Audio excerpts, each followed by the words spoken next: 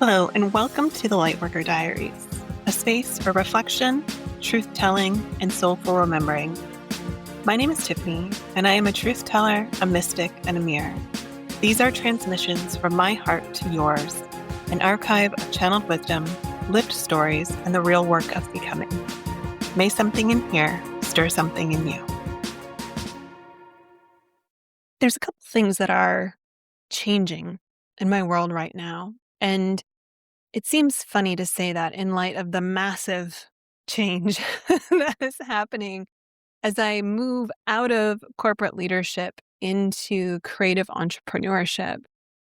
But so much deconditioning is happening right now that I just feel like it's really important to share this, because being in the change and talking about the day-to-day of what's happening isn't what tends to be talked about in the world of transformation. Usually people look back and say, oh, here, I pulled out my 7-step methodology. If you follow these 7 things, that's how you navigate the difference. But I have this soul mission to live out loud, to allow people to see me going through the evolution of my life and knowing that that acts as an active transmission, activation, and initiation for everyone who tunes in.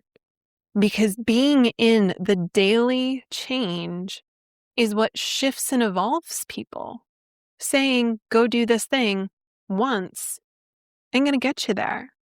And so today I'm going to talk a little bit about this permission to change. There's some things that are shifting, things that I've been doing for a while that are falling away, things that are coming online.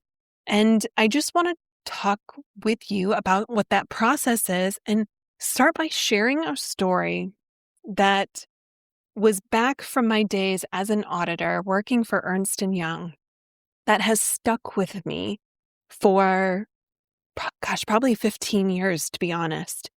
I was working with a partner and we found an error in financial statements from the previous year.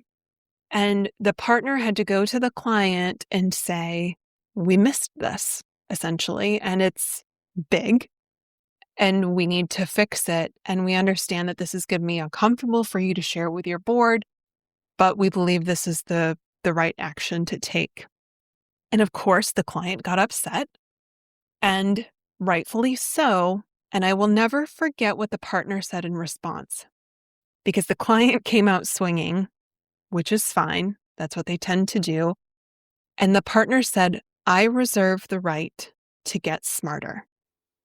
And when he said those words, it sent, I'm getting chills right now. It sent a truth through my body that I have repeated more times than he will probably ever know. Just a few words said in just the right moment that have changed the trajectory of my life and how I show up. Because he said he reserved the right to get smarter, I decided I did too. And so there have been countless times since that day, probably 15 years ago, where I've made a mistake, where I've done something that I've regretted, where you get it. We do things and then we go, oh, why'd I do that? I reserve the right to get smarter. Use it, steal it, borrow it, whatever you want to do with it. Hold on to that one. How that is evolving now for me is I reserve the right to do what I love, and I reserve the right to change my mind. And so often in the entrepreneurial world, they talk about be consistent, deliver on your promises. If you're into human design, I remember when I started learning about the willpower center. And one of the things that I read was those people who have an undefined willpower center often make promises that they can't keep. And so the recommendation was, if you have an undefined willpower center, which I do, don't make promises. Just don't make them. Say that I will do the best that I can do, or give yourself kind of an open, to allow yourself to evolve, because that promise is conditioning. That promise is you saying, I'm going to do this to please you or to perform for you or to prove myself to you. It's unnecessary. And I've slowly been pulling out the promises in my life because I want to live present. I want to be in the spontaneous joy of the moment. I am devoted to certain things. There are certain things that I do every day, no matter what, because that is in devotion to who I am and who I am becoming. But I don't have to promise myself that. It's who I am. And so when I zoom back out to the beginning part where I said things are changing, last week, everyone's doing the Wrapped thing, Spotify Wrapped, PayPal, YouTube Wrapped. And somebody had created a Substack Wrapped. So you could put your Substack in there and it would go in and it would look at all your posts and the engagement and all these different things. And I was like, I love this stuff. I always love my Spotify one because I love to know what I've been listening to and what the vibe's been for the year. So when I ran the Substack one, there was part of me that was like, that's interesting. I hadn't realized that the engagement on my content took a nosedive in October. So it was slowly building up until September. And then October, it fell off. And I got really curious about that because the end of September was also when I left my corporate position. And I was like, I stepped into doing the thing that I love and engagement fell off. And suddenly I started to make meaning around that. I started to make meaning around the fact that engagement dropped off and what it could potentially mean for my future, in particular, my financial future. And I kind of freaked out a little bit. And then I slept, allowed the information to settle down, stripped back the meaning that I put on it, and I started to get curious. And as I started to get curious, I began to realize that back in October was also when I started my podcast.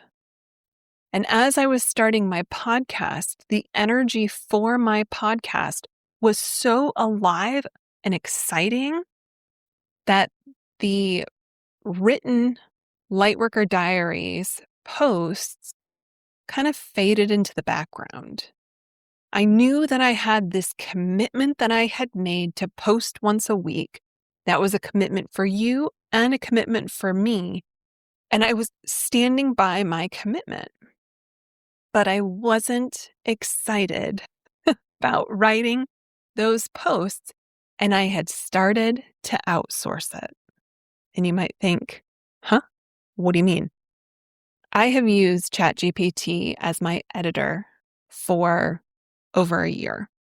So I have historically written my first draft, put it in, asked it to act as a Hay House editor to help me develop the storyline, create better emotional resonance, grammar, all that good stuff. And then I would use that to update and then I would post.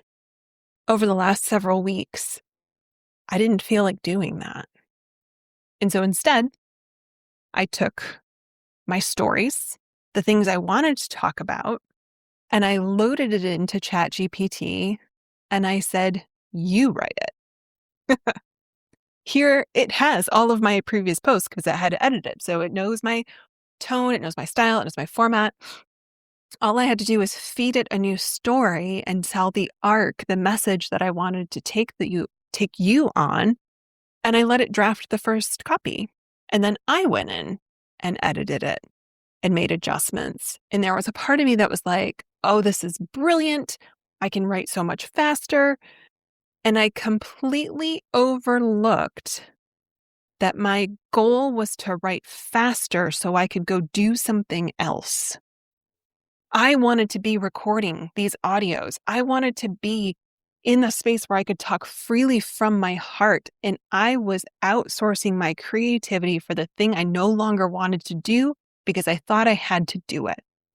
And it took looking at the post engagement to realize it wasn't striking a chord with you either. And so I reserve the right to change my mind. I reserve the right to do what I love. And I'm going to take a break from writing the written diary posts on Substack for a little while. Because right now, I literally am jumping out of bed each day to sit down and journal and come up with the audios that I can just speak. Like I'm having a heart-to-heart with you over a cup of coffee right now. That has me jazzed. So I'm going to do that. I started the becoming sessions because I wanted to continue doing this. That was what lit the fire for this. The diary podcast was fun. The becoming sessions, I dare say orgasmic. I love them. I am having so much fun with them. Speaking from my heart, allowing myself to be passionate, allowing myself to be in exploration, allowing me to be me. And the best part is it's so effortless and easy. All I have to do is hit record and talk like we're just talking. I even enjoy the editing. That's wild. It's also super easy. But anyways, so coming back to permission to change, I have written for the Lightworker Diaries. It was born over 4 years ago. I have actually the post that I posted last was number 333. So I know I'm a writer. I know that in my heart. I don't need to prove that to anyone. And right now, there is a desire in my heart to be a podcaster. And you know what? I'm going to let myself be that. I'm going to let my heart guide me through, and I'm going to let the things that I am doing out of obligation or responsibility fall away. The diaries will come back in written form at some time. I have this sense that what actually is wanting to come through me is a book, a Lightworker Diaries book, something that is the stories that I'm telling, kind of Rebecca Campbell style short stories that are a becoming narrative that someone could get to read, but showing up and writing for the diaries in written form every week wants a break. And I'm going to let it. I'm going to let it go on vacation. Because when it comes back, it's going to come back with the aliveness that the podcast has, and I'll be so excited to write that it will be a joy. And so wherever you are in your journey, wherever you are in your creative expression, wherever you are in your becoming, I invite you to sit back and notice what still lights you up and what are you doing out of obligation, responsibility, or a promise that you no longer want to keep. Where can you reserve the right to decide differently today? Where can you reserve the right to put your happiness, your joy, your passion first? Because there is a difference when you write something or do something out of obligation than when you do it with heart. I'm sure that you can feel the energy in this podcast. That was something I couldn't get across in written word, and I needed to change the format because of it.